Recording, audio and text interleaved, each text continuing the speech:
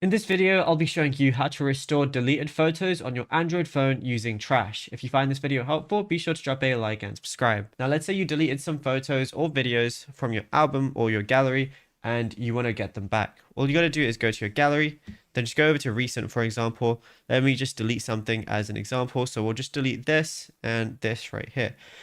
Go ahead and press delete, and we're going to move it to the recycling bin. Now, what we're going to do is go back from recents. We're going to be on the main page. On the bottom right, you're going to see the menu icon. Go ahead and click on that, and you're going to see recycle bin as one of the options. Now, bear in mind, this only shows up if you've deleted stuff within the last 30 days. If it's been over 30 days since you deleted whatever you're trying to recover, it's not going to be here anymore because it's automatically going to be permanently deleted from here by Samsung. But because I just deleted them and it's been obviously under 30 days, it's going to be here right now. And if I want to recover it, all I got to do is select the two videos that I just deleted. And then on the bottom, I'm going to see delete, so I can permanently delete myself, or I can press restore, and that's it. It says items restored. And yeah, it's as simple as that. Now, if you found this video helpful, drop a like and subscribe.